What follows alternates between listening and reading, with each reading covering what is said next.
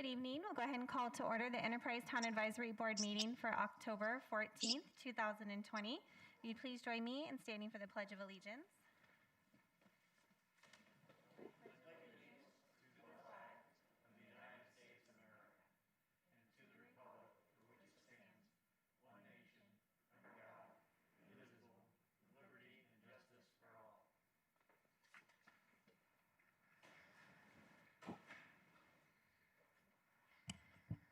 Okay, and for roll call, let it show for the record all members are present. We do have Kendall joining us on WebEx.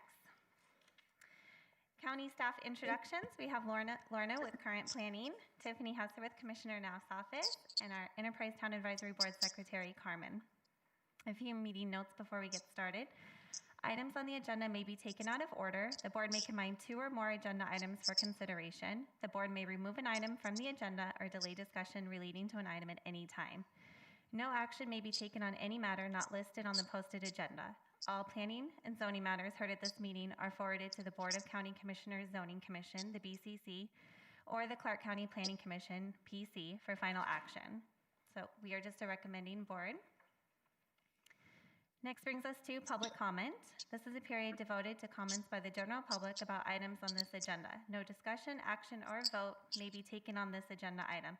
You will be afforded the opportunity to speak on individual public hearing items at the time that they are presented. If you wish to speak to the board about items within its jurisdiction but not appearing on this agenda, you must wait until the comments by the general public period listed at the end of this agenda. Comments will be limited to 3 minutes.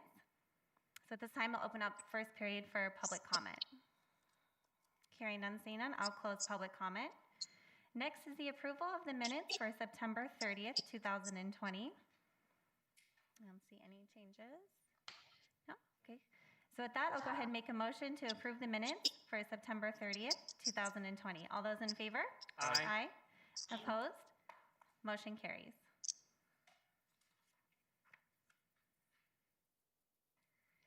Next brings us for the approval of tonight's agenda for October 14th, 2020. We do have a few items that have been held and a few items that are combined that will be heard together. So the first applicant requested holds will be number 1, ZC200284. The applicant requested a hold to the November 10th, 2020 Enterprise Town Advisory Board meeting. The next hold is item number 2, VS200285. Applicant requested hold to the November 10th, 2020 Enterprise Town Advisory Board meeting. The next item that will be held, item number 3, AG20900314. County staff requested hold to the November 10th, 2020 Enterprise Town Advisory Board meeting.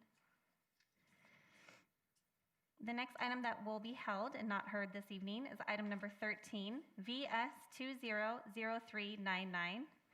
Applicant requested hold to the October 28th Enterprise Town Advisory Board meeting. The next item that will be held is item number 14, WS200398. Applicant requested hold to the October 28th, 2020 Enterprise Town Advisory Board meeting. The last item that it will be held tonight, applicant requested hold, is item number 15, TM205-00138. Applicant requested hold to the October 28th Enterprise Town Advisory Board meeting. Next, we do have a group of related applications that will be heard together. Item number 10 and item number 11 will be heard together. Number 10 is DR200416, and number 11 is TM205-00142. Don't have anything else? Okay, so with that, I'll go ahead and make a motion to approve tonight's agenda for October 14th, 2020. All those in favor? Aye. Aye. Opposed? Aye. Motion carries. Okay, next brings us to informational items. So at this time, we'll receive an update from the Brightline West, the high-speed passenger rail service connecting Southern California and Southern Nevada. Good evening, Michael Naft for the record. I represent District A on the Clark County Commission. I just want to take a moment, one, to thank you all for the service you do every day. Madam Chair, your leadership on this board, along with your colleagues, has been remarkable and extremely helpful to me as a board member of the County Commission. So I thank you for that. I also want to thank those in attendance today for indulging this presentation from Brightline West. It's a project that I'm very passionate about, care about, have assisted with at the county level, and one that, because of the potential impact to enterprise, we wanted to make sure that there was an open line of communication from the organization putting this project together, and give everybody a chance to weigh in appropriately, but also know that this is an ongoing process that we're going to continue to elicit their feedback from. So with that, if I could welcome the presenters speaking on behalf of Brightline West. Thank you.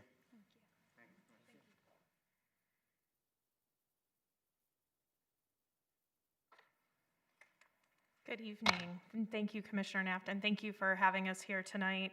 My name is Greta Seidman. I'm the Director of Public Affairs for Brightline West, and I'm proud to be here today presenting with our EVP of Rail Infrastructure, Adrian Scher.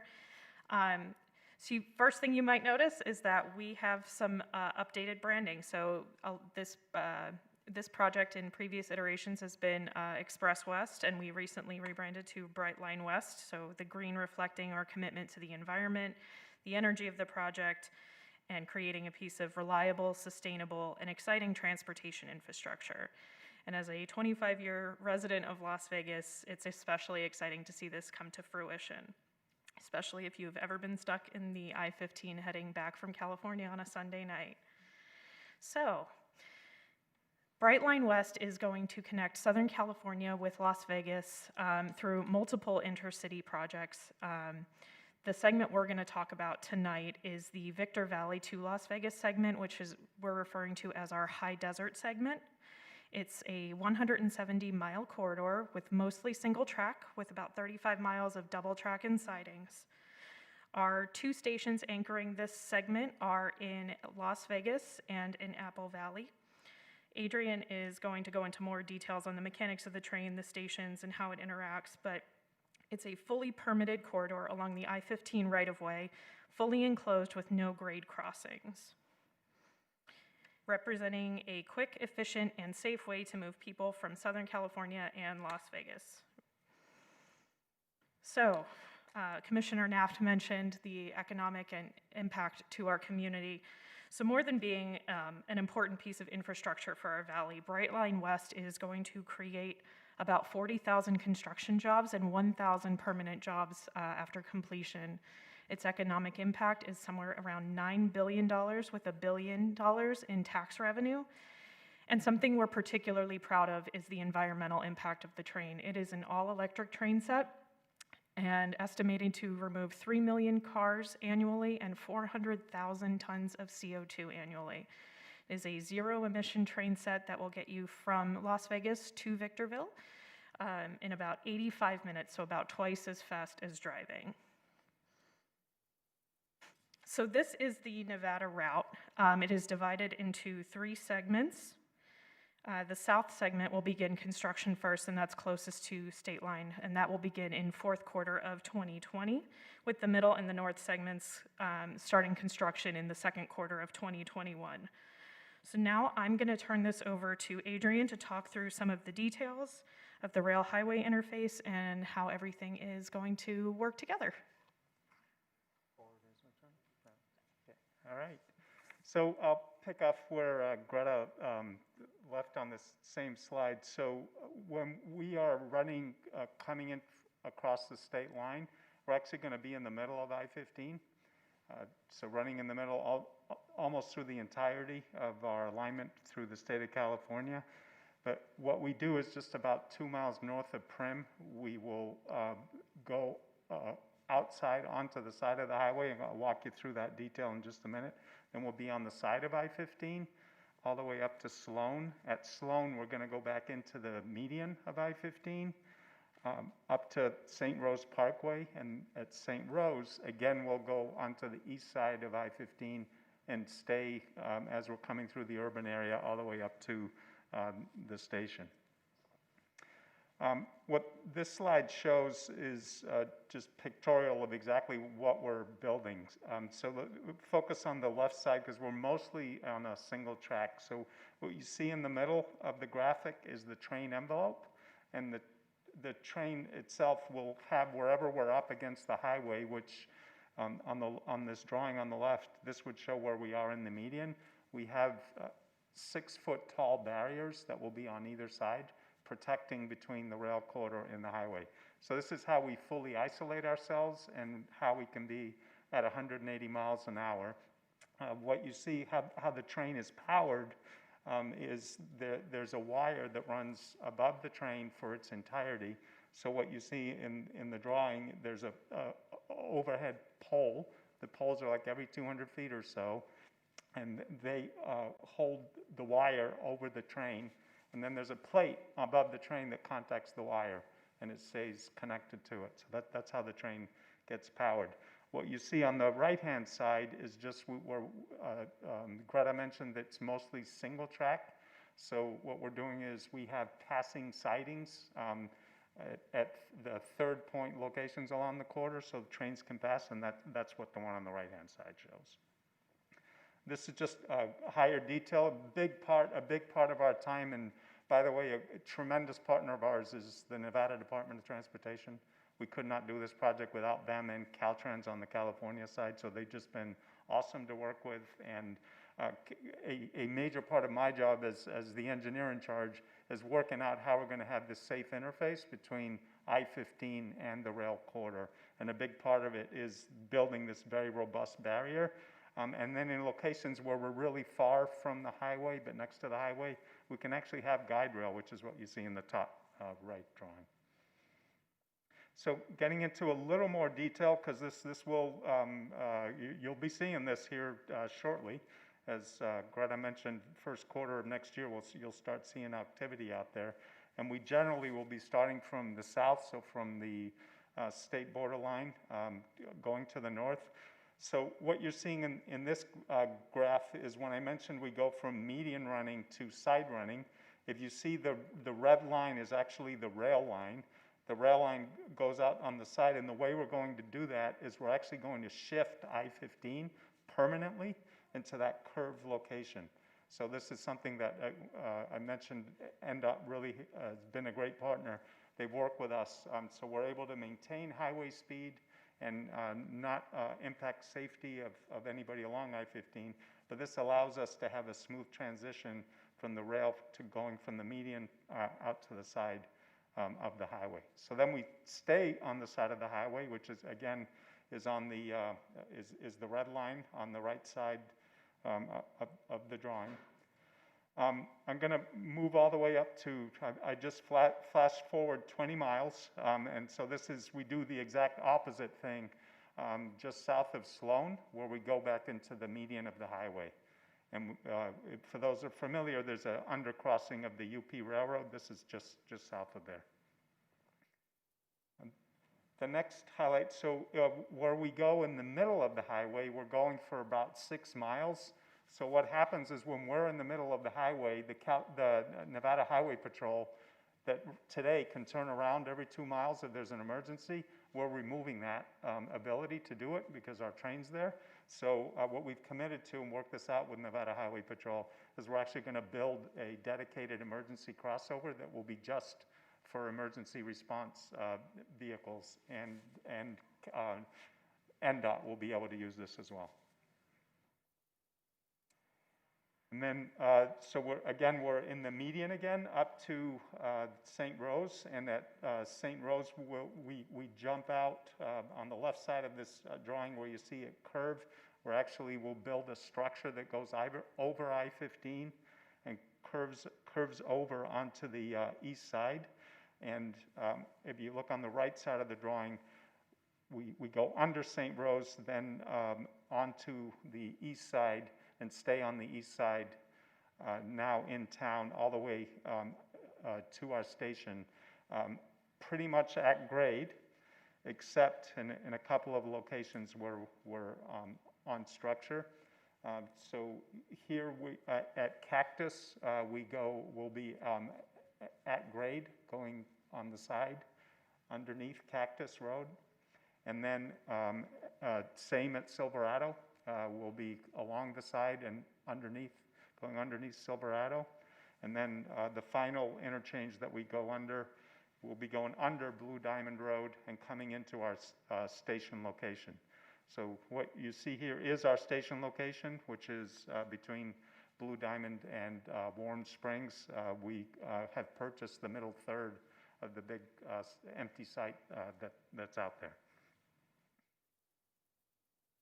And this is, final slide is just showing you our station site. It's about 110 acres, and on the left side of the screen, you can see the station, and the station tracks will actually be up against I-15.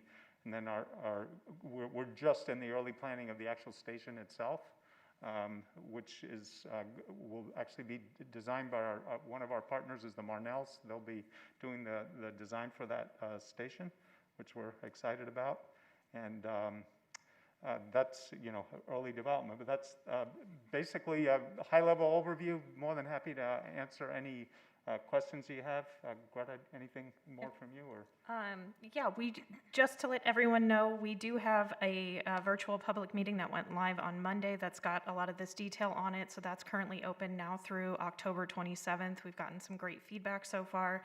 But there's plenty of ways to get a hold of us throughout the construction process. The number listed there is our hotline number, and then we have a dedicated outreach email inbox. So we want to make sure we have open lines of communication throughout the process. Thank you. We're happy to take questions. Great, thank you so much for that presentation. I'll just open it up. Anybody on the board has any questions? I just had a couple quick questions for you. And you mentioned that the track was enclosed. And when you said enclosed, was that just the concrete barriers running the length?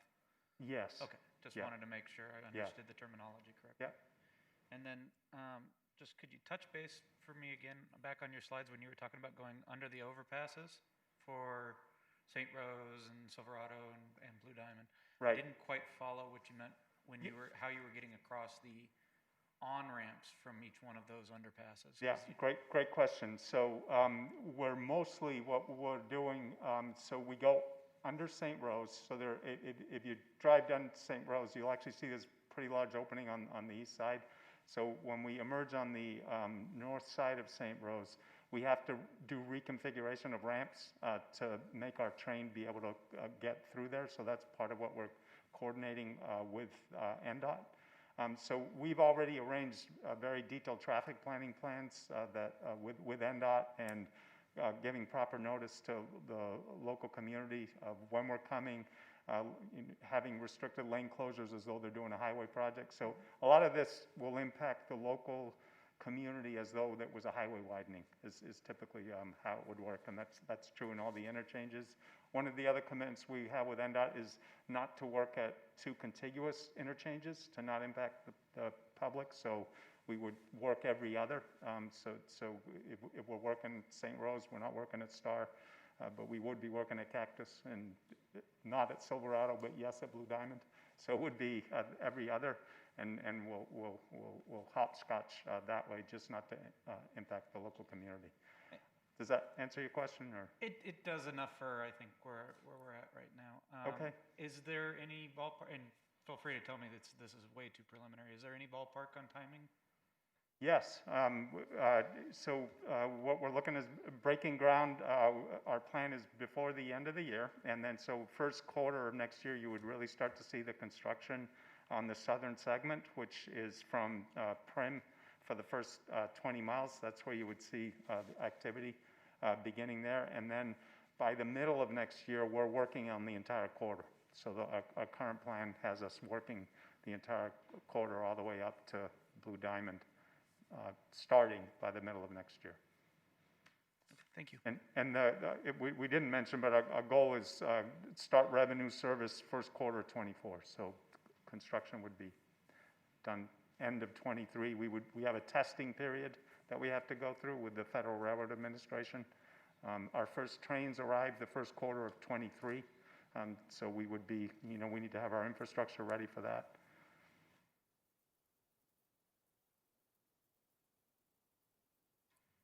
I did have one question. Well, you answered one of them. Thank you for taking in consideration doing every other major street there. That will definitely help the neighbors. The emergency response roadway, was it just the one section or was it all the way Yeah, it's just so between Sloan and St. Rose, it's about 6 miles long. And so in that segment, because we would be basically restricting the ability for, there's currently openings, if you haven't noticed them, in the barriers for emergency turnarounds.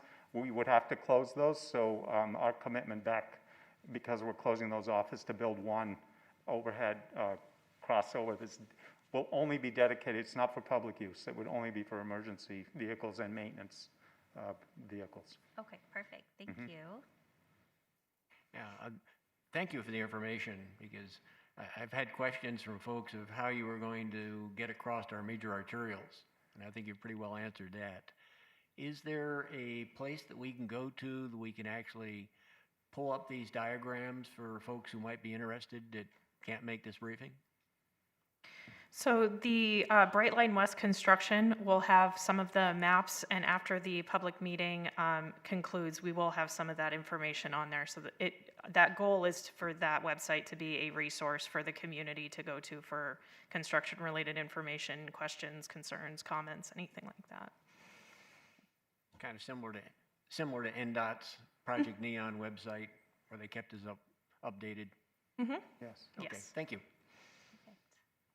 Other questions? No? Well, thank you guys so much. Okay, Thank you, thank Commissioner you. Knapp, for Thank bringing you. this to us. Some exciting news. Thank you. So next brings us to announcements of any upcoming neighborhood meetings.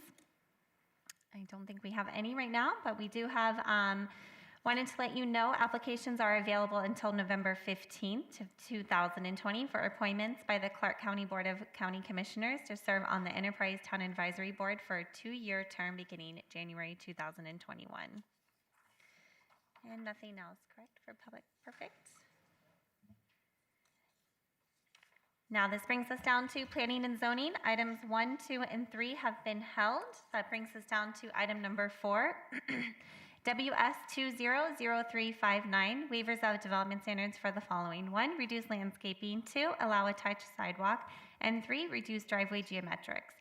Design review for an office building on 1 acre in a CP office and professional zone, generally located on the southwest corner of Shelbourne Avenue and Decatur Boulevard within Enterprise. Good evening. Good evening, Madam Chairman and jurists. Ed Vance, 1160 Town Center Drive, Suite 170, representing the applicant tonight. Last we left our heroes, we were here 2 weeks ago, and we were given some great comments from staff, and we have worked with staff for these last 2 weeks, incorporating those comments as well as making a few changes for the better. And with that, I will turn it over to my partner, Matt Burns, to go over those changes that we've made. Matt? Yeah, Matt Burns, 1160 North Town Center Drive. We worked with staff after the last meeting to address the 3 major comments that we had. The first one being the detached sidewalk along Decatur, which you'll see we've provided here. That one wasn't an issue. We're still able to maintain the 555, which is 5 feet of landscaping, 5 feet of sidewalk, and 5 feet of landscaping. The second item was the cross-access for the property to the south, and we have done that by adjusting some of the landscaping fingers that you see here. And right now we're showing 3 stalls, which is approximately 27 feet wide. In the future, if there should be the need for a cross-access to the site to the south, we would eliminate the curb in those parking stalls and allow that cross-access to occur. We're also not showing, we're not building any covered parking there, so there won't be any renovations required there as well. That's correct. And then the third item that was a comment last time we were here was the landscaping along the west and the south property line. We worked with our client and have decided that we will meet the Title 30 requirements along the west by providing 1 tree for every 20 feet. So that has been provided. And then along the south, it was recommended that we do plant trees, but not necessarily at the 1 foot, at 1 tree for every 20 feet, because the south parcel is proposed to be commercial in the future. So we worked with planning, and we've come up with 1 tree for every 32 feet, which is which was acceptable to staff when we discussed that with them. It's a good compromise. And that's it. We made the changes. And so I think we've made those submissions to planning. They have these documents in the record. And so we kindly ask for your review and comments. Thank you so much for that presentation. So at this time, I'll open up for public comment. Anybody wishing to speak on item number 4? Okay, hearing none, seeing none, I'll close public comment. Board members? Yeah. Thank you for working with us. Oh, you're welcome. We You're welcome. appreciate it in there. And now for waiver development standard number 2, you're now doing a detached sidewalk? Yes, Okay, so you no longer need, so you're withdrawing waiver development standard number 2 for the attached? that is correct. That is correct. Okay, I wanted to make sure I understood that. And you've said that plans are already submitted to the staff? Yes. Okay, so that helps clarify. They haven't had a everything. chance to revise their comments, but Yeah. the plans are in their hands, yes. Yeah, but because the plans are different from what we have in front of us. Yes. Initially, any motion would be, per plan submitted to staff, or Yes. current plan submitted to staff. Laura, would that be correct or not? Okay, yeah. That way there's no confusion about what plans we're talking about Correct. Correct. from there. And there can be confusion at times. So, that's, I would still add 3 conditions to this. Design reviews, public hearing for significant changes to plans. But I don't really anticipate there will be after you move. Design reviews, public hearing for lighting and signage, because we are dealing in a residential area. And we like to look at that to make sure it's compatible. We've had some nasty surprises with signs in residences. And we did, just to clarify, we did submit an updated justification letter which outlines that the lighting in the site, the signage would be submitted separately. Okay. So, and then we still would provide cross-access to the APN, it's to the south. And by having that in your application, when they come in for new application, they can also be required to put it in. Correct. And Tiffany can tell you we've had problems in the past where one property has it and the other doesn't. So, Yep, we're all set up for it, and we have enough parking to give when the time comes. yeah. So, okay. So Thank you. I'm sorry, Dave. You said you submitted a revised justification letter that addresses the lighting for the site, so you would expect the lighting to be part of this application currently? No, we submitted a justification letter that said that would be submitted separately. Oh, okay. I just wanted to make sure I heard you right. Perfect. Well, thank you for taking this back for 2 weeks and working on some of the suggested changes. So thank you for that. And I have nothing else. If I can clarify, you Yes. said that it was cross-access with the property to the south, correct? Correct. Okay. I have the actual APN number in front of me, so. I suspect that it will get read in during the motion.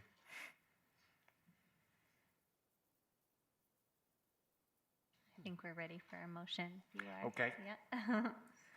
So I'll make a motion on item number 4, WS 200359, to approve waiver development standards number 1 and number 3. Waiver development standard number 2 has been withdrawn by the applicant. Approve the design review per revised plan submitted to the Clark County staff. Add current planning conditions, design reviews, public hearing for significant changes to plans. Add a design reviews, public hearing for lighting and signage. And add, provide cross-access to APN 176-13-601-010 if compatible uses are developed. There. And per staff if approved conditions. Carmen, you need me to repeat anything?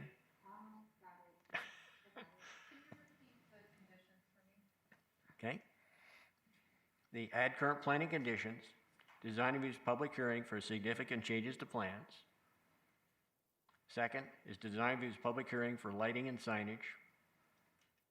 And third, provide cross-access to APN 176-13601-010 if compatible uses are developed.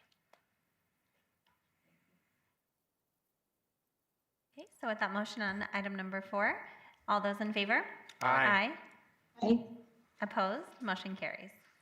Thank you very much. Thank you. Yeah, thank you, gentlemen.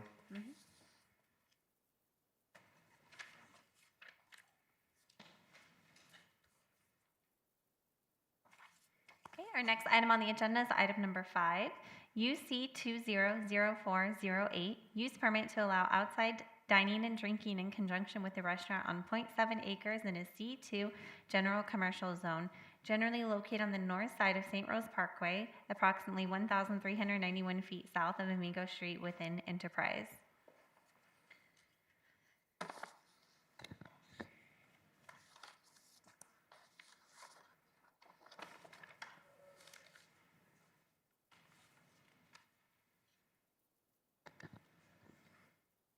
Good evening. Good evening, Madam Chair, Town Board members. My name is Tony Sless, address 1980 Festival Plaza Drive, here on behalf of the applicant. If I can just direct your attention to the overhead. This is a piece of property located on Sunset near Amigo, one that this board has seen for the last 4 or 5 years. Myself and my colleague Jennifer Lazovich have been involved with this since the original zoning and then the couple of design reviews and reinvention of the site over the years. What we're coming in for is on the actual southern tip, kind of the triangular portion here. We had a pad approved in that site. What's going to be coming in now is a Chipotle restaurant. So we are coming in with a use or a request to reduce the separation for the outside dining component. You can see here the overall site plan. Again, I have a area I'll show you highlighted or blown up, but this is, again, Amigo Road, St. Rose Parkway, talking about basically what our southern tip is, this triangle portion. See the zoomed in portion right here.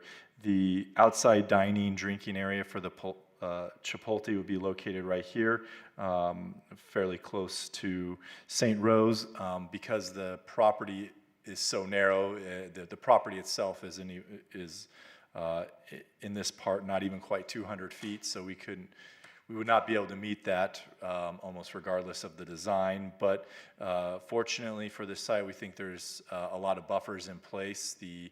There's existing landscaping, the wall, the parking lot, the drive-through area, and its adjacency to St. Rose Parkway. That'll help mitigate any of the potential noise concerns that could derive from that. Additionally, to the farther the south, the building itself would be a barrier to the residents to the south. We appreciate staff's favorable write-up and agree with all the conditions. Okay, thank you so much for that. This time we'll open up for public comment. Anybody wishing to speak on item number 5? Hearing none, seeing none, I'll close public comment. Board members? Just because you've mentioned the tenant in the application, and I know they have an alcohol component with some of the restaurants, that's not part of your application, correct? It is for just outside dining and drinking, but the alcohol portion is controlled by licensing. So we do not have a supper club or tavern or anything like that. That's what I'm correct. clarifying. Yes, you're Just correct. to make sure I understood. Yep. Okay. Yeah, as I read through this, all my normal questions were answered. Okay, good. Yeah, including the design for the security fence to act as a barrier from the traffic, so nice work. Thank you. Yes. Great project. I'm a big fan of Chipotle, so I like that. And the outside dining is such a quick turnover, and it's not like it's a long-term dining situation, so great for that. Anything else? Yeah, the only other thing is normally we would say no outside amplified sound, but being that the drive-through is between the residents and this area, I don't think it's necessary. Yeah. I think the cars are going to create more noise than the dining area will, so. Yes, I agree, and I don't recall even if they play like loud music, so we should be good. Yeah. Anything else? No? Okay. So with that, I'll make a motion on item number 5, UC 200408, approval per staff conditions. All those in favor? Aye. Aye. Opposed? Motion carries. Thanks. Thank you.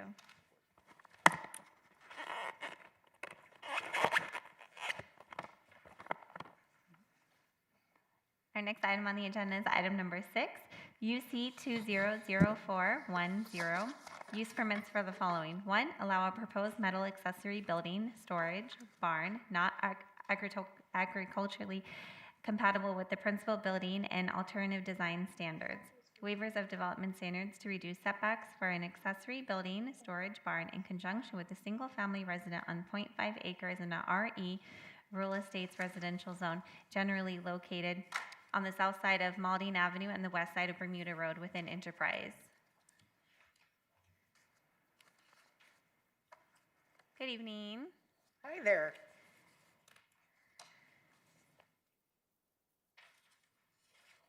Can't lick my fingers. Keep trying. That way? Yes. Hi, my name is June Day. I live at 7611 Bermuda Road in Las Vegas, and I'm asking for a use permit and waiver of standards. I've been in my home for 28 years, kind of consider it my forever home. And Bermuda was only one traffic lane each way, and I had no block wall when I moved in, so a lot of changes have been made in the neighborhood. I retired on March 20th of this year, just as Nevada was getting the stay-at-home order, and we'd purchased this building from a animal shelter that was moving, and so we decided it'd be a good time to build it in the backyard. And then we'd taken it down so we knew how to put it together. We just rebolted it the way that we'd taken it down. In the packet, you could see that I have the layout of the property. The new building is right behind the old garage.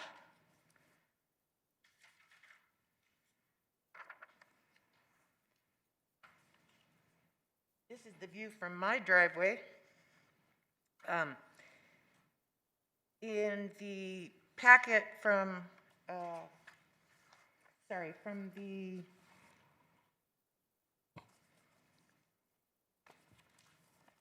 I don't know what this is called. The what Brady had written from my thing that I put in, Brady's analysis. This isn't in the, you guys got copies of this, I'm assuming? Okay. Yes, thank you. Okay, good. The use permit, the last two sentences, it says that the metal accessory building does not match the primary building materials used in the surrounding neighborhood. And this is what I see, is a big metal building when I look out my driveway. So it is kind of, I have some more. This is the front of my house. And this little tiny area right here is all you can see of my metal building. Little tiny area.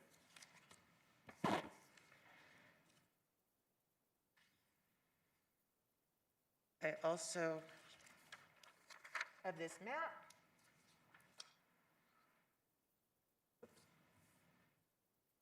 And this is me, the black spot up here. And all these red ones are very large metal buildings that other people have on their properties. And the next 5 pictures that you have in your packet are all pictures of metal buildings that I took just driving around in my neighborhood. So there's a lot of big metal buildings in my neighborhood.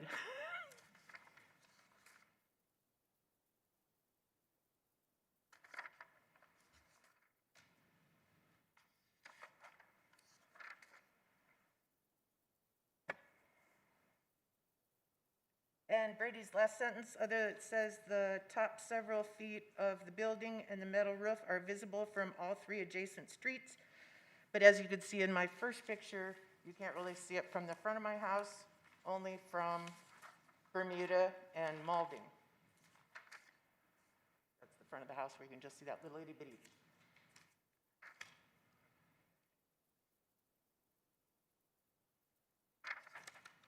This is the view from Bermuda looking down Maulding Avenue. Also on page 3 of that same document I referred to a minute ago that Brady had written, it says it's not in harmony with general purpose, goals, objectives of the master plan and Title 30. But when I got my original draft, or I got it off the website, it has this whole part about the, I gotta see this right, the Enterprise TAB Rural Low Residential Policy Recommendations from 10/6/2020. And it talks about preserving the rural roots and raising animals. And at the top of page 3, it says the rear yard area to construct accessory buildings. And that's what I'm trying to do. So I'm trying to keep in theme with the recommendations for the new policy. The last issue that's brought up is the 10 feet setback from the street. On page 2, Brady mentions that the building is located 10 feet from the future edge of Maulding Avenue. So I thought that was the 10-foot setback. And a little bit about Maulding Avenue. Maulding Avenue only has 2 houses on it. There's one here and then one here that's kind of out of the picture. And only one of those has a Maulding address. The other one does have a Bermuda Road address. And as you can see in this picture, it has been blocked with vegetation and blocks and rocks since I've lived in my house for all 28 years. You haven't been able to drive all the way down Maulding. It's always been like that. And it's only a 1-block street. It has been vacated on the, I'll get my east and west mixed up. Let's see. On the west side of Bermuda, it's been vacated, and on the east side of Fairfield, it's already been vacated. So it's only this little tiny street that's kind of like just a driveway for these 2 houses. Both of the owners of those houses signed the petition that I had and went around with, and they don't have any problem with the current look or placement of my barn shed that is there. And the aesthetic of it is fine with them. And I'd like to keep my building, and I'd like you to recommend approval. Okay, thank you so much for your presentation. So at this time, I'll open up for public comment. Anybody wishing to speak on item number 6? Hearing none, seeing none, I'll close public comment. Open it up to the board members.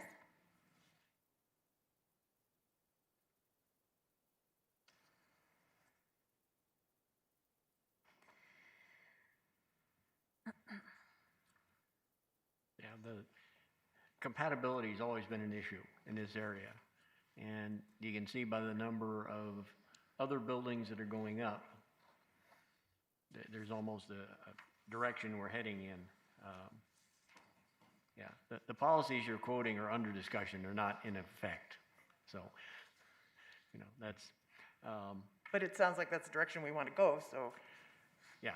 Yeah. However, there's powers well above us that will eventually decide whether or not we go in that direction in there. So I think one of the key factors is the number of neighbors who have signed off, yes, this project's okay for the area. I think that's a key indication in there. I know the staff doesn't like it for very sundry reasons. But in many occasions, this particular board has used the neighborhood acceptance as a standard, so. Just to clarify, Maulding to the west has not been vacated. It is still dedicated, and we didn't find a vacation abandonment being applied for there. So it looks like it's been dedicated, just not constructed for however many years. But for this example, it is still just the 2 neighbors Right. on Maulding. Right. Just because Yes. it hasn't been constructed doesn't mean it couldn't be in the future. Right, right. It could be, but I doubt the county is going to pursue it for a long time. Well, and then it There are only other goes roads that one gotta be parcel. built first. Yeah, it's even. One parcel over to the west, West. it looks like it has been vacated. Yeah. So it can go one more parcel over, but after that, there's constructed buildings, and it looks like Yeah. those lots already were vacated on Maulding. Yeah. Yes, Yeah. sorry. Right. But the way the code is written, the staffer who wrote it is correct. Mhm. You know, When was the building that was in your pictures built? We just built it at COVID, March 20th, when I retired. Okay, so that's a relatively new building. My concern is less with the aesthetics and the waivers that are asked for with that and more with the setback. I mean, the justification letter even mentions 3 feet, it's actually 34 inches. You've shaved a couple more inches off again.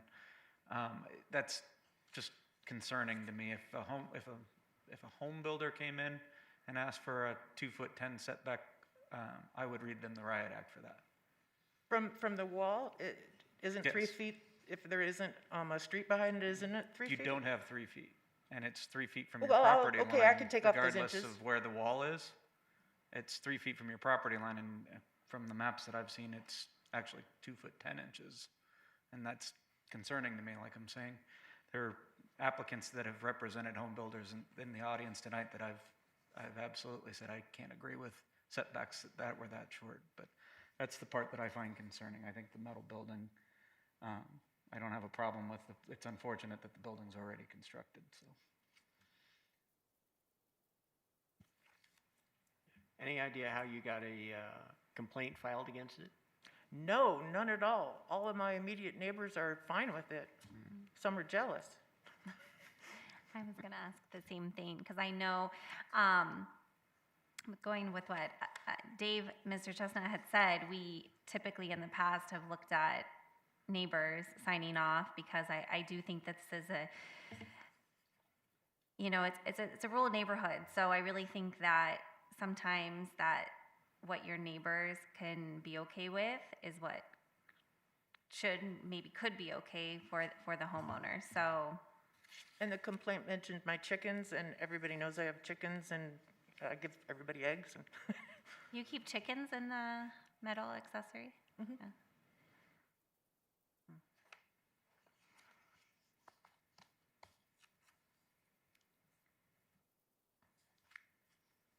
Yeah, I don't see a problem with approving it. I understand the objections on the setback, but, right now, given the state of Maulding and the potential state of Maulding for a long time to come, I don't think the setback's a problem.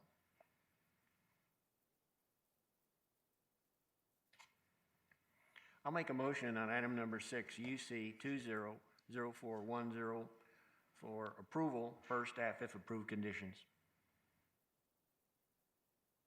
Okay, so with that motion, all those in favor?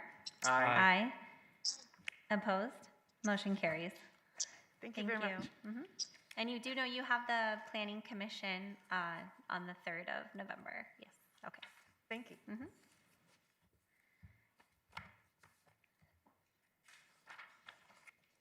Okay. Next item on the agenda is item number 7, VS 200401, vacate and abandonment easements of interest to Clark County located between Rainbow Boulevard and Redwood Street and between Pebble Road and Torino Avenue within Enterprise, description and file. And do we have an applicant for item number 7? Okay, so with number 7, we will trail to the call of the chair. Our next item is item number 8. WS 200371, waiver of development standards for a roof sign. Design review for signage in conjunction with a previously approved mini warehouse facility and vehicle storage facility on 4.4 acres in a C2 general commercial zone, generally located on the north side of Welkman Way and the west side of Parvin Street, alignment within Enterprise.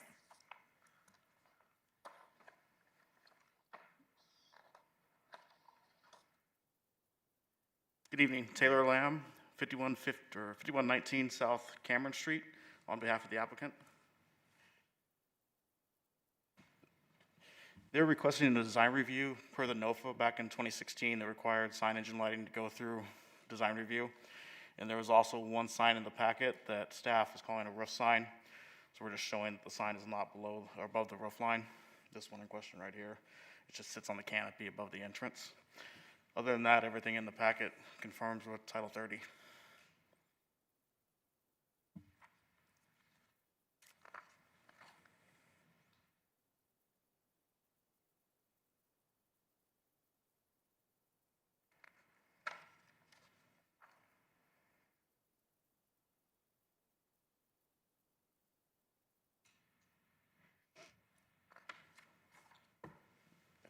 Okay, perfect. Thank you so much for that. So at this time, I'll open up for public comment. Anybody wishing to speak on item number 8? Okay, hearing none, seeing none, I'll close public comment and open up to the board members. Was there a site plan that I missed? Yeah.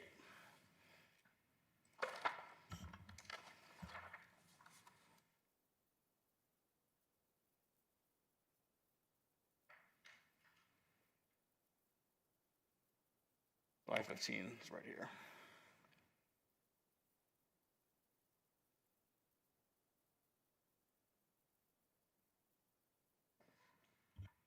You're pretty much surrounded by bus parking for CCSD? Yeah, the school bus yard's across the street, and then there's a Green Yeah, Mountain both Grocery west going and in. south of you, so. Yeah, there's nothing to the north yet. Yeah. Yeah. Yeah, normally I'd say something about sign size, but it's far enough off of I-15, et cetera, that it makes sense. Site plan and location of the lot answers my question, so. Okay, so with that, there's no other questions or anything. I'll make a motion on number 8. Before you make a motion, also it should be noted, there is no public works comments on this particular application. And because it's signage only, I don't think that is a problem with us proceeding with the application. Just to note that for the record.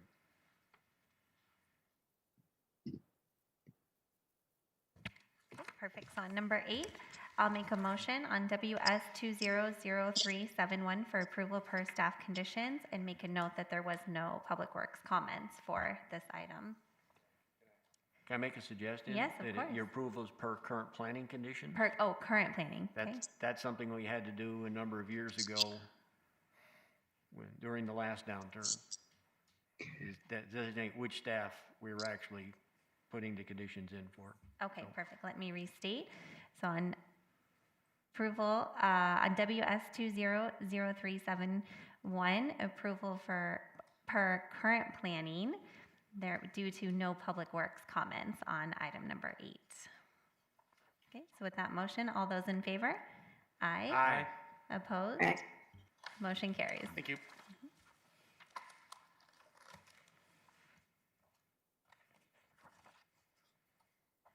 Okay, our next item is item number 9, WS 200402, waivers of development standards for the following. 1, allow a security fence. 2, increase fence height.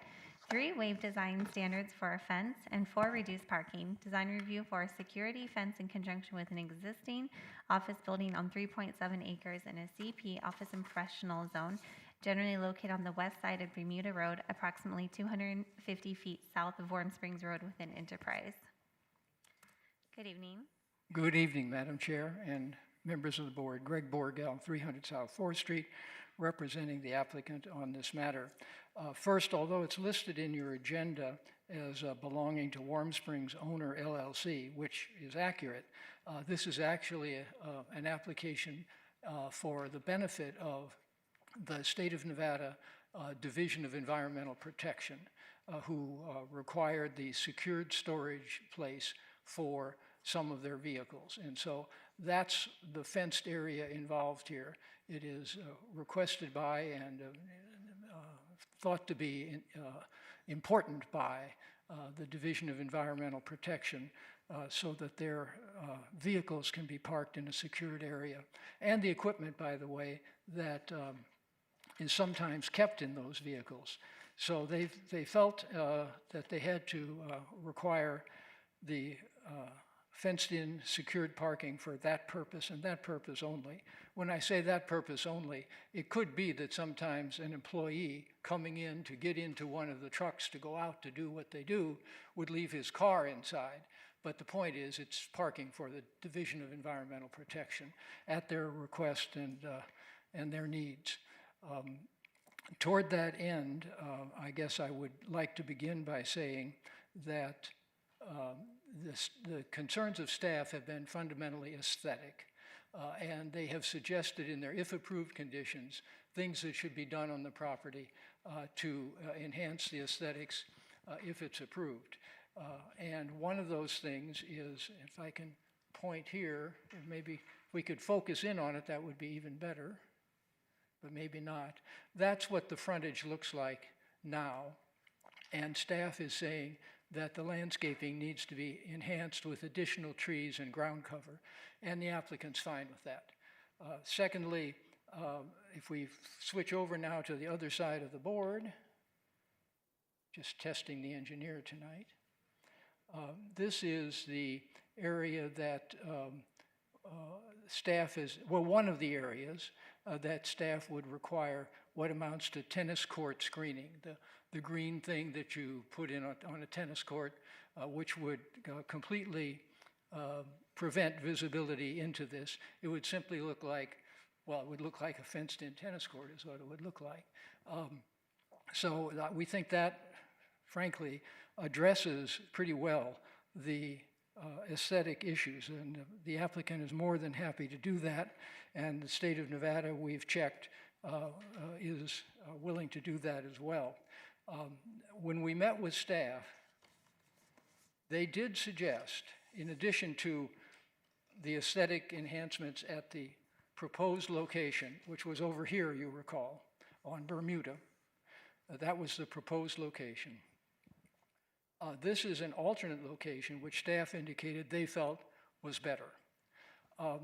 We talked about that, and the bottom line is that the Division of Environmental Protection here picked this site on purpose where it would be visible by police driving by, et cetera, because what they're after here is to prevent it being in a location which would invite people getting into it, even if it's fenced, and wreaking havoc with the public's cars and the equipment that may be very valuable equipment inside the vehicles. And they felt that this location here simply kind of invites that kind of problem for the state. And so they felt fairly strongly that this location here is better. In addition to the fact that it would be visible from police cars in the area or anyone else on Bermuda, once the aesthetics are accounted for by the additions of landscaping and the tennis court screening, they felt that it was helpful because they are the lessees of this part of the building. And they can actually literally see the area that they're controlling during the workday or on any day that they come into work, because they're not limited to, as I understand it, Monday to Friday normal hours. They can see it from their offices, which gives an additional feeling of security. So in summary, I guess, I would say that that argument sounds pretty reasonable to me. The state is not absolutely unwilling to see the enclosure moved back here, but they feel that it's, fairly strongly feel that it accomplishes the purpose here. And if they go back, as they've agreed to do and worked with the property owner, if they go back and enhance the landscaping, that'll be attractive in their opinion. It's at what they would have called a normal setback, because it was the normal landscaping depth is provided, normal sidewalks provided, and over here and the other two sides that I'm not showing would have the benefit of the tennis court screening. They think that the aesthetic concerns can be resolved by those actions, and that the security concerns can be maintained by this location here.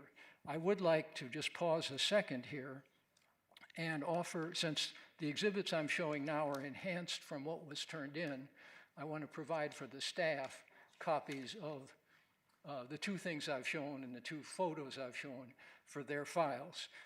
They're not different substantively from what was provided to staff, but they're kind of enhanced color versions, et cetera. So that comes close to being pretty much all I have to say.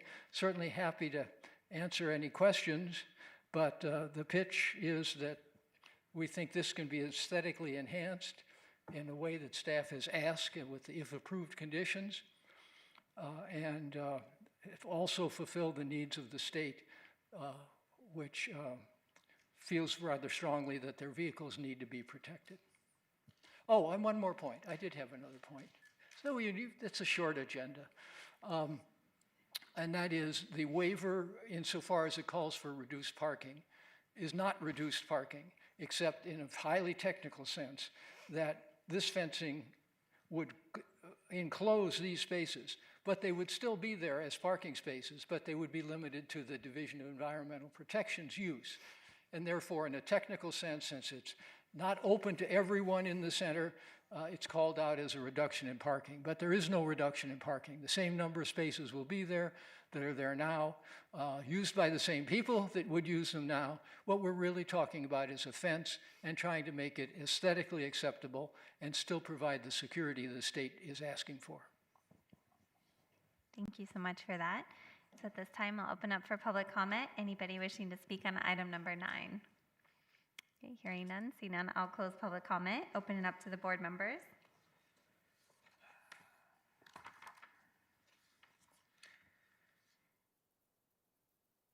So the reduction in parking being part of a design review, if the lease was ever terminated with the current occupant, the reduction in parking would stay with the property unless they decided to do a significant remodel.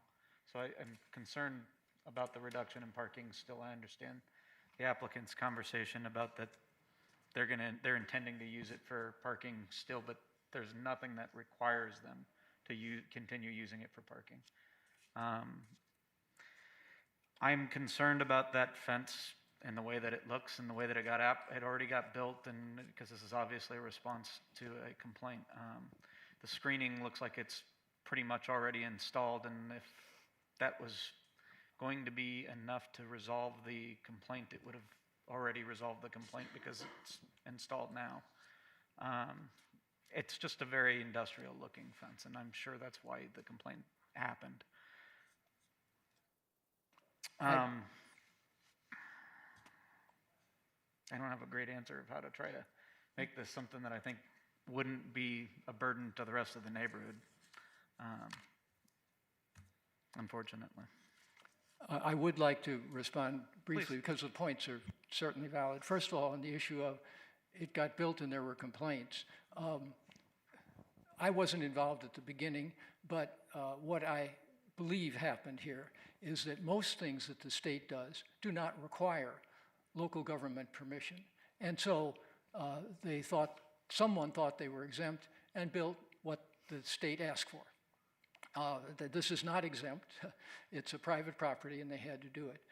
Secondly, I will tell you, just as a general kind of response, that if you agree with the staff approach that this is not appropriate along the frontage and it's back here, I know that the state would rather do almost anything than have to relocate to a different location, close up their, not just move this building, which is very expensive, or this area, which is very expensive, but they certainly don't want to try to break their lease and move somewhere else in order to have the security they want. So if you felt strongly about this, I'll pass that along, and I'm confident they would say, well, okay, if that's what we have to do.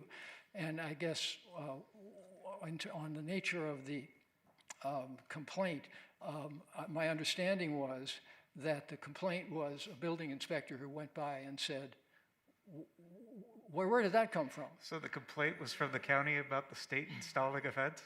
Yeah, that's my understanding. And Sorry, I so shouldn't laugh. I think there's a credibility here to what they're asking. And if you have more desires on the fencing and the aesthetics, they'd love to do it. But I think what really is imperative to the state is that they would like to have an approval of some kind from you tonight, recognizing we still have to go to the Planning Commission. Well, we don't, am I incorrect? We don't have an application in front of us for the potentially relocated fence to the, is it to the west? Yes, so that's right. You would have to make it a condition that we relocate it to the west. Well, although we've provided a copy of the plan, and of course we'd have to meet with staff prior to going to the Planning Commission. All that's understood, but could you tell me how big of an area that is, Mr.? Well, I'll know soon. I just didn't see any dimensions, so Just for my own. It's 9 parking spaces this direction, which makes it 72 or between 70 and 80 feet. And it's 1 double bay this way, which makes it 60 feet. So 70 times 60 would be 4,200 maximum.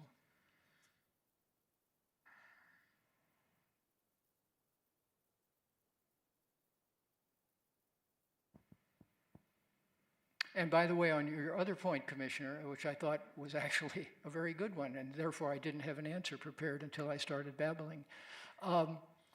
Your issue that granting the waiver wouldn't limit it to this use for this user. You can do that. You can limit it. You can put a time limit on it to make sure it goes away if they go away.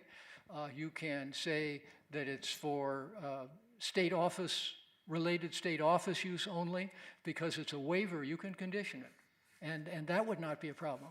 We're not trying to sneak a parking reduction onto the site. No, I didn't take it that way. I just didn't want to have an unintended consequence there. And like I said, I hadn't thought of that, sorry to say, I apologize, but the solution would be to limit the use to this use. Or time limit it, or both. You know, I looked at this, and looking at the current location, as much as I hate chain link, do not like it at all. It seems like it's the only practical situation without messing up the parking lot permanently.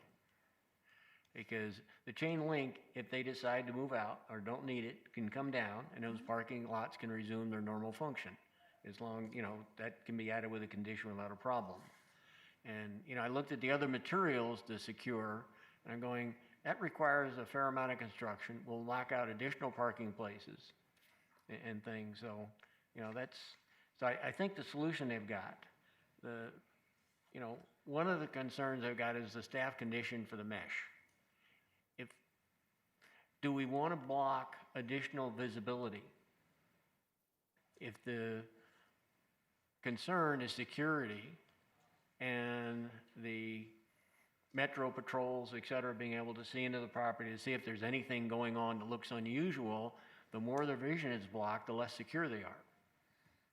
You know, that's, you know, been a problem. So that's kind of my question right there. Are we putting a condition on that defeats part of the purpose of putting it up? Are we aware of an excessive amount of vehicular crime in that area, though? That I'm a little surprised at the concern that requires, is it barbed wire or razor wire that's on the fence?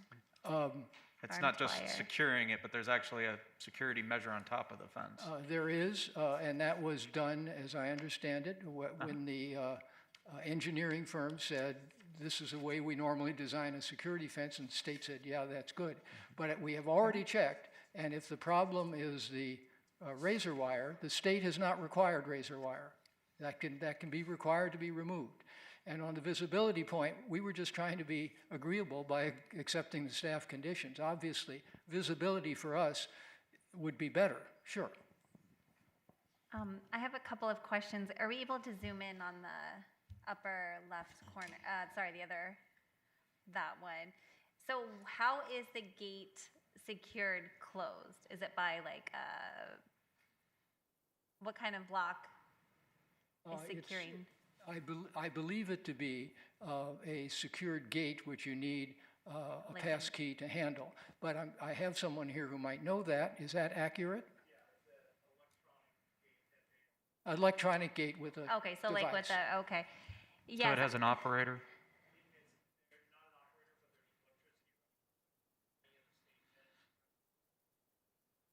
Well, if you're going to contribute that much, I'm going to. Come on down. Yeah. Sorry about that. I was hoping for a yes or no, but you're going to get to hear exactly how it operates. But as I understand it, it would be the way you get in and out of your garage. Which to me would be an electronic operator that operated the gate. Yeah. Well, not a person standing there, but the people no. who needed to get in and out would have access to the pass key. But take it away. Yeah, no, that's Name correct. and address, sorry. Brendan Keating, 3900 South Wallapai, Suite 200, Las Vegas, Nevada, 89147. And when you said operator, I was thinking of like somebody sitting there. It is an electronic operated gate. Understood. Thank you. So okay, that answers a few questions. I think that I agree with the mesh. I think mesh would muddy it and make it look even less attractive than the chain link fence. Sometimes there's problems with the mesh getting damaged with wind or vandalizing, and then it can just look even worse than what we're trying to cover up. I think that the barbed wire may seem a little bit harsh, I think, for the neighborhood. I think there's another neighbor on Warm Springs in the same district that does security very well, and they don't have quite that rough of a look. They have, I think it's wrought iron, like little things sticking up, so it's a little bit more elevated look. So I could do without the barbed wire, and I would recommend definitely no mesh, because I think that's like Mr. Chestnut said, for visibility, but also for aesthetic. If that ever gets ruined and doesn't get replaced in a timely manner, it can look a little messy. So if the applicant was willing to remove the razor wire, I was going to suggest moving it to the back because I don't think having it quite that close to the street's a good idea. The electric operator actually changes my opinion because relocating the infrastructure associated with that, I'm just like the previous neighbor that was here responding to a complaint. I wouldn't want to put an undue burden. So if the rest of the board members were willing to entertain an approval with the condition of limiting the reduction of parking related to state use on the site, and applicant removing the razor wire component of the fence, I think I could get to a point where I could support that then. Okay. So you're saying that current planning bullet number 1, you'd recommend be removed, which requires the mesh? Yeah, honestly, I think that if we say mesh in the future, I think it's worth explaining a little bit more behind the mesh, because I don't know if what they were trying to ask for was an opacity that made it so you couldn't see in there at all, if they were looking, so there's varying levels of how much you can see through that mesh, and I don't know what they were trying to do. On South Jones, it's got chain link with mesh, and it looks terrible. Like I said, I mean, there are varying levels of that, and if what the idea was to try to disguise the fence and require 100%. Yeah, but I think, you know, when you're talking environmental equipment, some of that stuff that they've got in the trucks is awful expensive. You know, we're talking upwards of thousands of dollars per piece of equipment, and you know, I can see the need for protecting it. Lose the razor wire and lose the mesh that's actually already installed. Yeah, I don't have you know, decent. Yeah, lose the razor wire. 8-foot fence is pretty decent. If you lose the mesh, you've got better visibility, which I think helps you more than razor wire. You know, razor wire you can get over easily. My military time. No, add a condition that the security area would be removed if the state no longer requires that function, which would kind of broad, but that would leave other state agencies available for it. That would be my suggestions. I would concur. Would we need to remove the support for because there's actually barbed wire and razor wire, so the poles are about a foot higher than the fence requires. I would tend to think maybe we could just leave that, but I think the barbed wire and the razor wire, or the barbed wire and the obstacle wire, I think is what it's rephrased to in their application. We And may the have a tension wire, suggestion. you've got 3 separate measures on the top of that fence. I think we may have a suggestion. Yes, sorry, I To didn't see. remove that extra pipe, it's a Sawzall, and then they put a cap on top of it. Fair enough, that's true. Yeah. So I think just a removal. I think the state will be happy with that, but I'm not sure I understood the last point.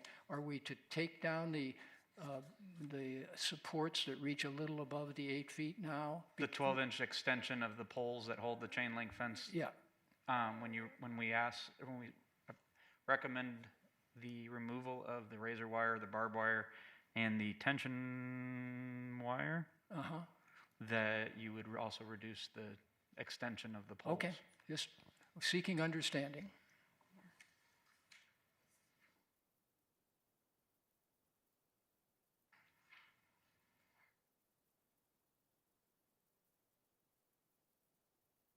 So, at this point, I'm not sure which one of our notes is going to be closer to having a more complete application.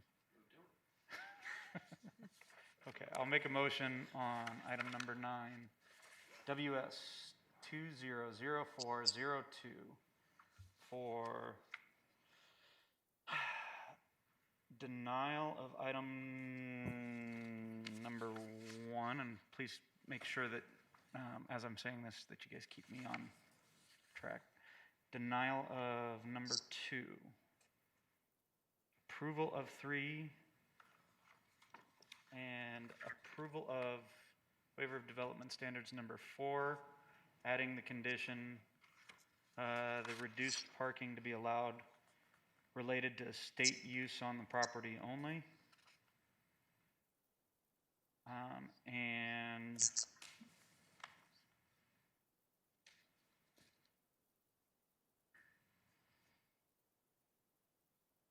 would we have to deny the design review because we're actually recommending changes from what's been submitted? No. So approve the design review with the removal of the security measures above 8 foot. Yeah. And I think that covers us to get rid of the tops of the poles Yep. and the razor wire, the barbed wire, and Just one extreme clarification here, because these things can get confused. You're still approving an 8-foot chain link fence, which requires a waiver in and of itself, without any of the security measures. So unless I'm mistaken, and wouldn't be the first time, you can't deny waiver number 1. You have to approve it, but limit it to 8 feet in height with none of the security measures. I think I agree with you. So number 1, Carmen, we would approve waiver of development standard number 1, add the condition to remove the submitted 1-foot barrier, barbed wire, and security measures. And a maximum overall height of 8 feet. Maximum overall height of 8 foot. Good. The 1-foot barbed wire and security measures, and limit the fence to a maximum overall height of 8 foot.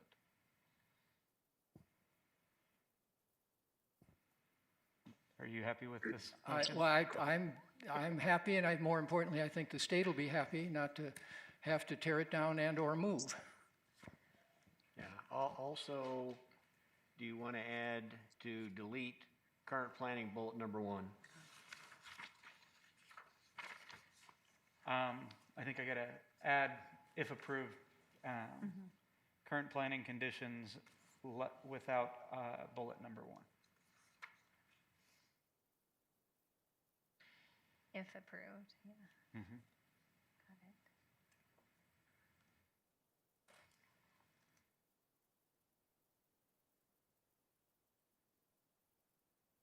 You good? And I just want to clarify, did you keep the remove the secured area of the state agency leaves the property? Did you want to remove the secured area of the state agent, or if a state agency leaves the property? I did.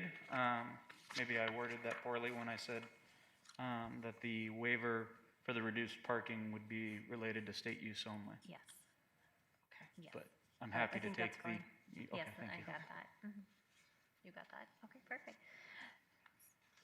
Should you say Nevada state use? Just to be clear? Sure. I know. It said Nevada State. I'm a pain. Nevada state use.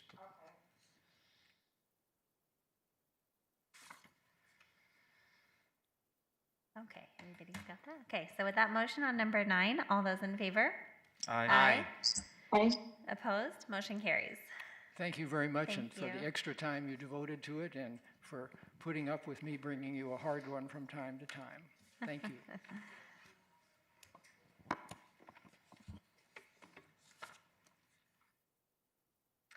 Okay, our next items on the agenda will be heard together. Item number 10, item number 11. Number 10 is DR 200416, design reviews for the following. 1, increase finished grade. And 2, proposed single-family residential development on 5 acres in a... Greg? Mr. Borgel? Mr. Borgel? You denied item number 2 on that. Is that correct? I just want to make sure. I was writing so much at the same time. I did. Oh, If you denied number 2 for the increased fence height within the front setback where 3 feet is allowed, then they can't have the fence on the east side along Bermuda. that was in error. Okay, so you need to make a motion to reconsider. Okay. Nobody has left the room, I don't believe. No. Okay, so I'll... I would agree for the record that nobody has left the room. I'll make a motion to reconsider a motion on item number 9. Do I need to read it all into the record? Okay. With that motion, all those in favor? Aye. Aye. Opposed? Motion carries.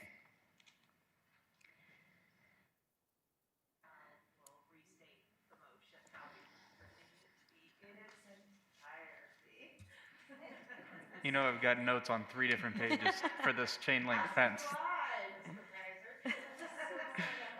No, absolutely. I appreciate you catching that this because is it's my good. error that we're correcting. Yes. Thank you very much. No, This is it's a my good fault. learning, yes. Okay, so make a motion on item number 9, WS 200402 for approval of waiver of development standards number 1. Add the condition to limit the maximum height of the chain link fence to 8 foot and remove any security measures above 8 foot for barbed wire and other security measures. Okay, can I just make a suggestion, if I Please. may? Sorry to interrupt, but I believe the direction you're going is you're going to approve everything and then put some conditions on it. Sure. Okay. Thank you. We're reconsidering, absolutely. Okay. Approve waiver development standards, and then add a condition, security fence limited to 8 feet without additional security measures. You could just call it a chain link fence. Say again? You could call it just a chain link fence at that point. Because the security fence is not permitted in the CP zoning district. And then it becomes a fence at that point, and so you're requesting for a fence in the front setback. So and for allowing my for own that. education, then can I approve item number 1 since it calls a Yes. security fence?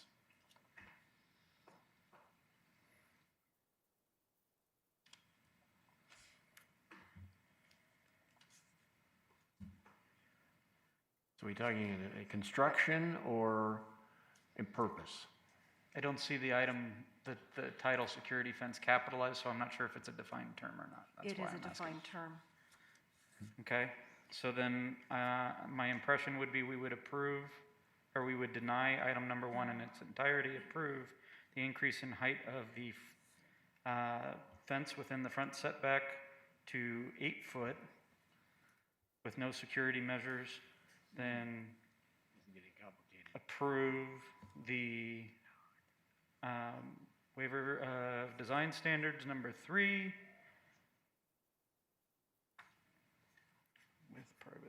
and approve the reduction in parking for related to state of Nevada use only, and add the condition, no screening or privacy slots, and if approved, conditions. Last bullet, number 1. And since you're redoing the motion, you have to, again, require that it be removed when it's no longer used for a state of Nevada facility, if you intend to do that. And add the condition that the fence be removed if it's no longer used for the state of Nevada facility. Go back to what you were saying with waivers of development standards, and condition at the end, Gotcha. okay? That's where you're losing us. I understand. It's like we're kind of approving things, but. So we would deny waiver, Yes, yes. yes. Deny waiver of development standards, number 1. Approve waiver of development standards, number 2. Approve waiver of development standards, number 3. And approve the reduced parking, and approve the deny the design review, because it calls for a security fence. Am I incorrect? You can approve the design review, I believe. Okay. Approve the design review, add the conditions to limit the chain link fence to 8 foot in total height and remove any security measures, and add condition to limit the reduced parking related to the state of Nevada use only, and add condition to remove the fence if the state of Nevada use is terminated, and if approved, conditions 2, 3, and 4. Removing bullet point number 1. I was only including 2, 3, and 4 by not including number 1, I think. Just making it clear for the record.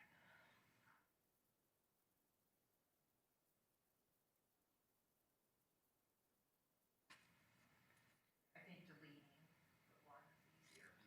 Okay. If approved conditions, deleting bullet point number 1.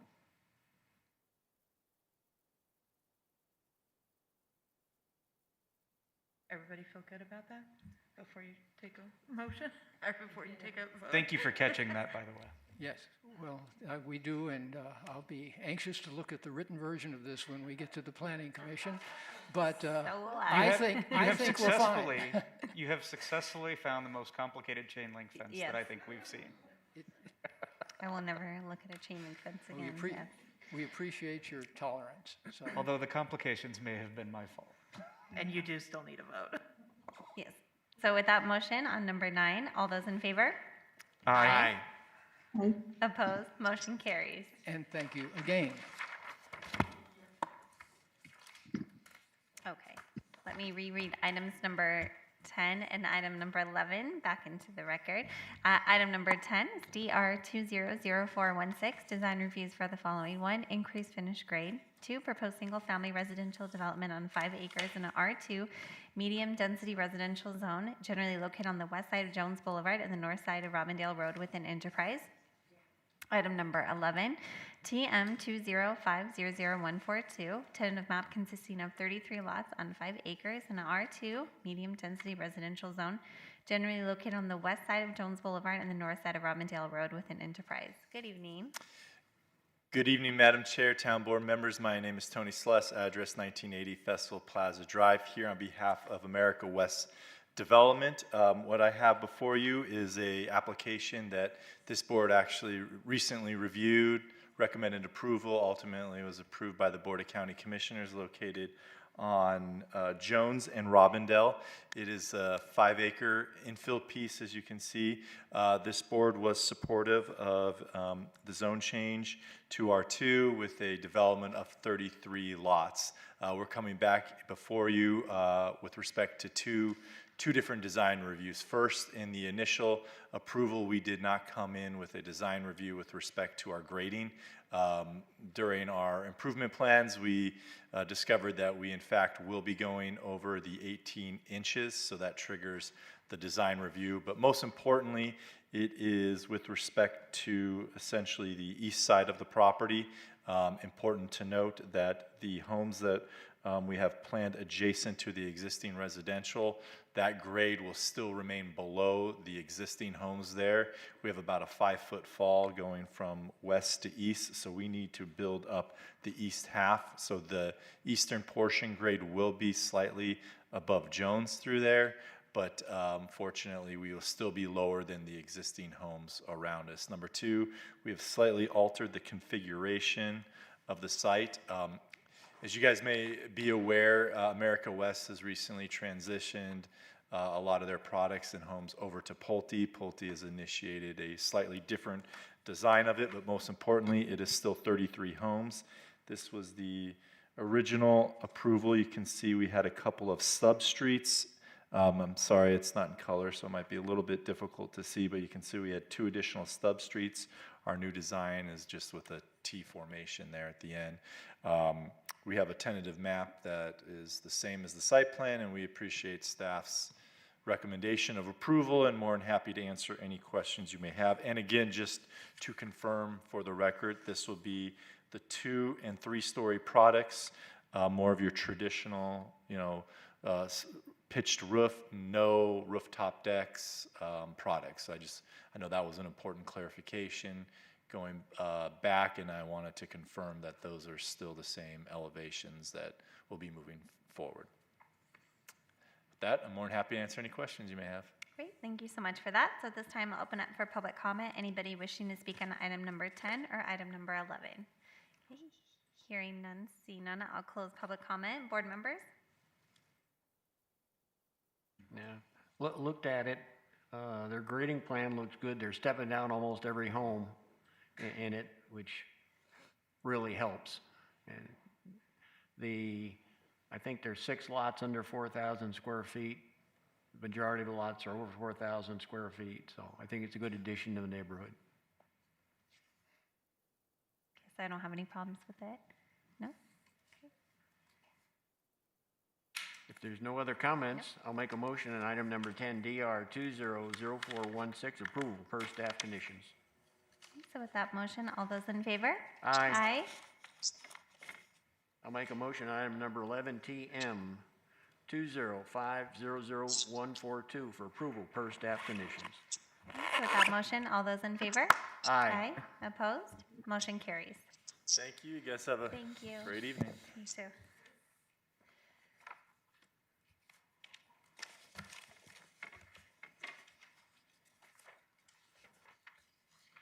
Our next item is item number 12, ET 204-00107, NCC 031217, zone change, first extension of time to reclassify 6.5 acres from RE Real Estate's residential zone to M1 light manufacturing zone. Waivers of development standards for the following: 1, waive screening and buffering requirements; 2, reduce setbacks for proposed structure, security fence; and 3, reduce setbacks from rights of way for a proposed structure, security fence; and 4, waive full off-site improvements, partial paving, curb, gutter, sidewalk, and street lights. Design review for a semi-truck and trailer parking facility with employee parking lot, generally located on the west side of Redwood Street and the north side of Richmar Avenue within Enterprise. Description and file. Good evening. Good evening, Madam Chair and members of the board. My name is Brandon Potts, 4945 West Patrick Lane, representing the applicant. The extension of time we've had on this project, we've got a permit already. So when we did the original non-conforming zone change, we moved ahead with plans, and we've pulled our posted bond and for items along Richmar Avenue here. We have an access road there. What we did was, at that point, the owner has decided he'd like to move this parking lot to be just slightly larger.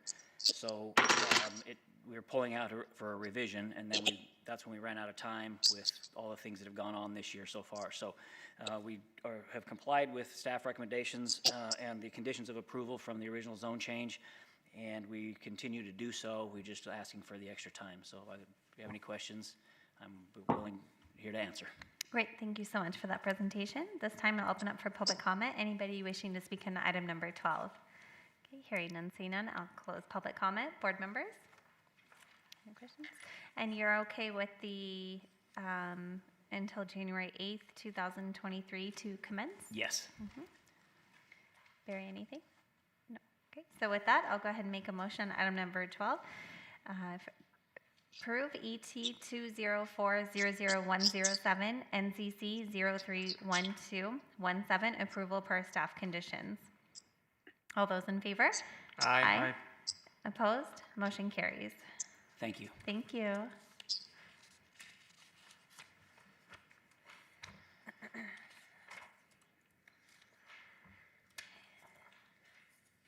Our next item on the agenda is item number 16, WS 200407, waivers of development standards for the following. 1, increase wall sign area. 2, increase wall sign logo size. And 3, increase the wall sign letter height.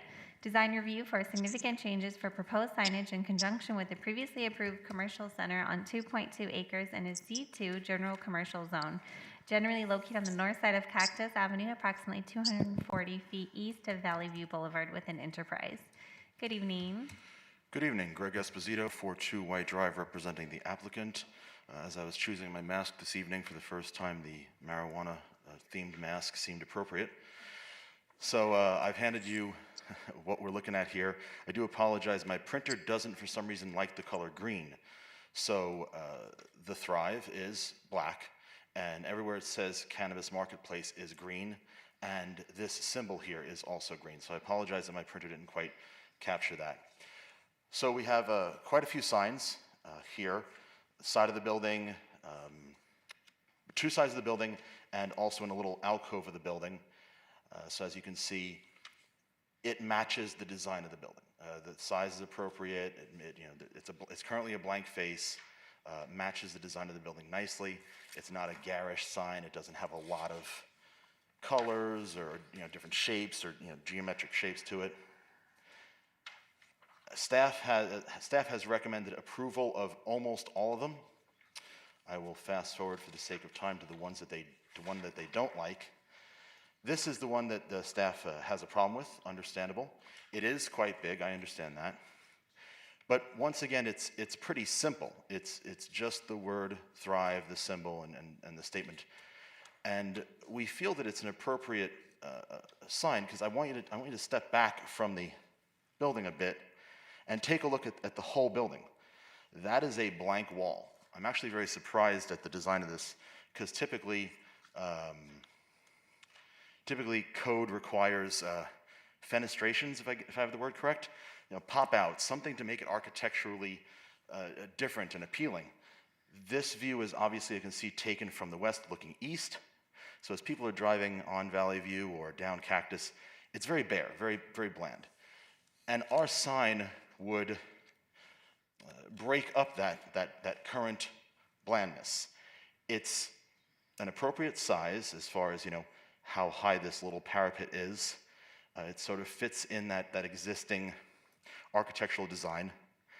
And once again, it's not garish. It's not like Subway or Jack in the Box with reds and yellows and greens. It's an inspirational word. I mean, this is something you'd put up in your office with a little elm tree growing up around the other elm trees, and Thrive, and then you pay to have that on your office wall. So we think it's a little bit more appropriate than something else that could go on that wall that's a little less understated. So hopefully you can agree with staff's recommendations on all the other signs and see your way to making recommendation and approval on this one. Okay, thank you so much for that. This time I'll open up for public comment. Anybody wishing to speak on item number 16? Okay, hearing none, see now, close public comment. Board members? Yeah, the property to the west is also commercial, and this sign's going to get blocked. It's almost, why the applicant is spending money on a sign that's not going to exist in the future. That's my thought, because this area is going to develop in there, and as it does, this sign will not be seen from the west at all. So, All the more reason for you to approve it. My thoughts are that the waivers that are here are excessive. Signs 1A, 1C, 2A, 2B, and 3D are all ones that I think need to fall more in line with Title 30 than what's been proposed here. Specifically 3D, which was the last one that was discussed. I think putting a sign like that right next to the property line with the property to the west that would later be a commercial development may be an hindrance to the future development. But where we're asking for 1,000% increases or to use 100% of a wall for a logo versus the signs that are required or that are permitted by Title 30, I think those are just excessive requests.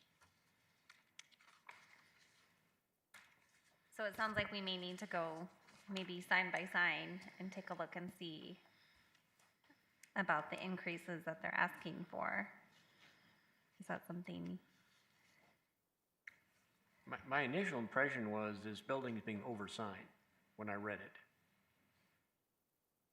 You know, and there seems to be the sign packages you get in always push the limits. Mm-hmm. You know, there's, you know, just my general impression is that we're putting a lot of signage up in areas that we probably shouldn't be. You know, It's a busy street, but there's also residential in the area.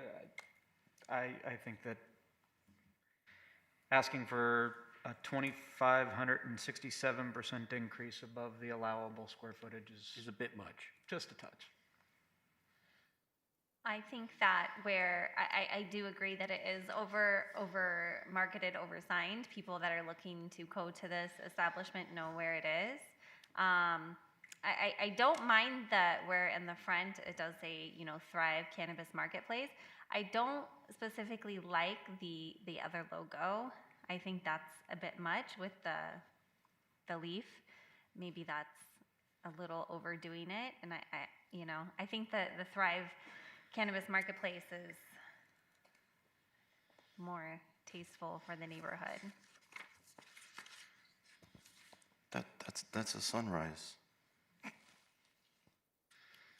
And my objection would be the same regardless of the content. The single logo is what is the 100% waiver, and I think anytime we're extending 100% waiver, there needs to be a good justification, much less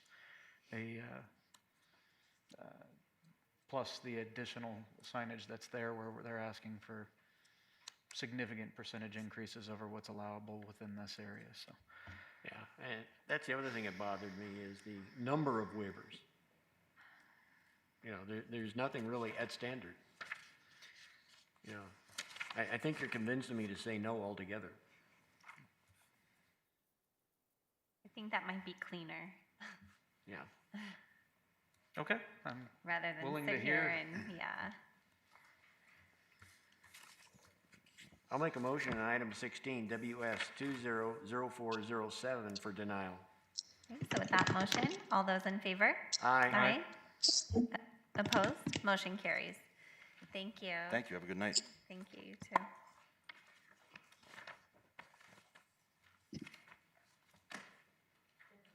Number 7, thank you. Thank you. Okay, so it looks like we do not have it. Do we have an applicant that showed up for item number 7? No.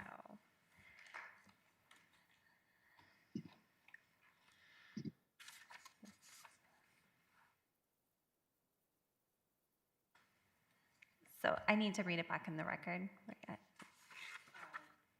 Okay, item number 7, VS 200401, vacate and abandonment easements of interest to Clark County located between Rainbow Boulevard and Redwood Street and between Pebble Road and Torino Avenue within Enterprise. Description and file.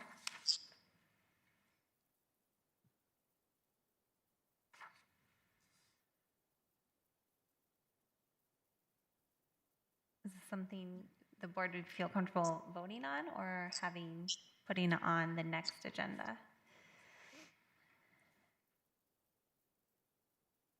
I'd hold it. Hold it. I would tend to agree. Yeah, I mean, in fact, this is one of the few times that I think I'd even be concerned about a patent easement along Rainbow Boulevard. Okay, so I'll make a motion, item number 7, with the applicant not showing up, to put it on the next Enterprise Town Advisory Board meeting for October 28th, 2020. Okay, all those in favor? Aye. Aye. Aye. Aye.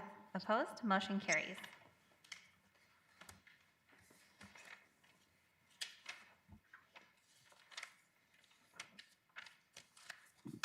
Okay, that brings us down to general business. Number 1, nominate a representative and alternate for the 2020 and 2021 CDAC Community Development Advisory Committee for possible action. So this is, every year you guys have an opportunity to appoint someone to this committee. We do need to have that by October 21st, so that's a week from now. It can be somebody on the board, it can be somebody from the community. I would just, I haven't heard from anyone unless you have Jenna as chair. And I do think this is a good committee that if anybody has the time to perhaps volunteer on, I am suspecting it will be more virtual this year, and it usually consists of only 4 or 5 meetings. So it might be an opportunity. And essentially you get to review how some grant dollars and such are, make recommendations to how those are distributed. So it's nice to get a little outside of, we tend to be very zoning heavy in our area. You can imagine other town boards have, you know, much different kinds of issues that come before them. And that is why we give an opportunity for town boards to have representation. But I think as enterprise is growing and we see multiple services being needed, this has a nice tie into our community as well, so. I did get 2 names of 2 gentlemen that would like to be nominated for the upcoming CDAC Community Development Advisory Committee. It was Mr. Peter Sarles and Mr. Steve Maker. And that would be for the representative and the alternate.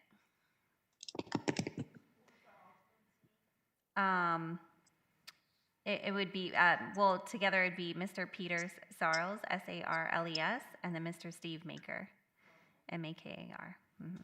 Did they submit applications to you? They have the application, yes. They were sent applications. And have not seen anything back. Both gentlemen had contacted me saying they were in fact interested. Okay.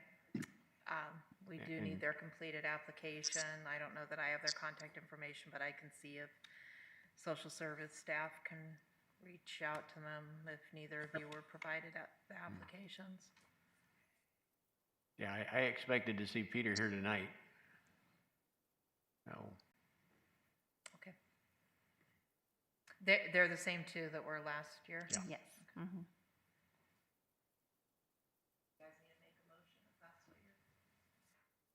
Okay, so with that, I'll go ahead and make a motion to nominate Mr. Steve Sarles and Mr. Steve Maker for the upcoming 2020-2021 Community Development Advisory Committee.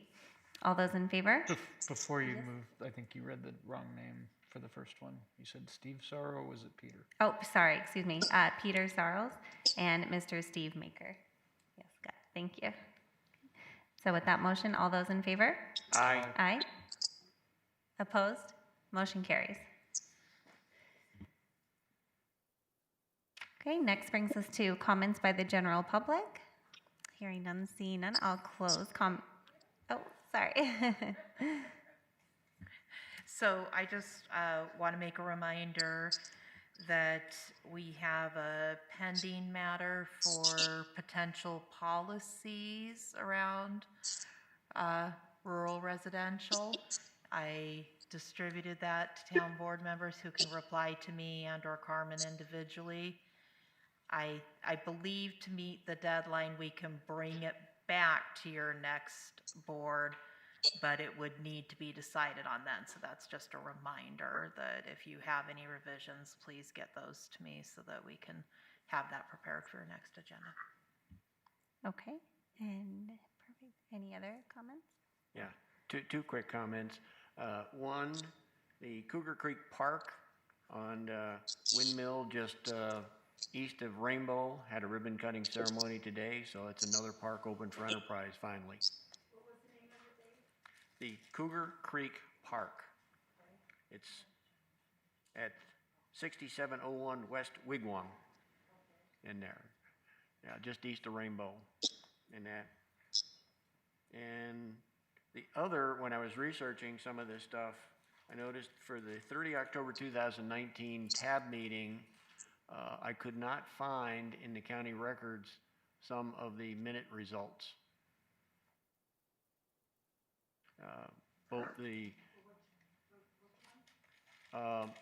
I couldn't find any of the supplementary comments and just some of the normal rec sheets that would be submitted. This is 30 October 2019 TAB meeting, and and the reason I looked at it, one of our items went back to that and was looking for the record on it.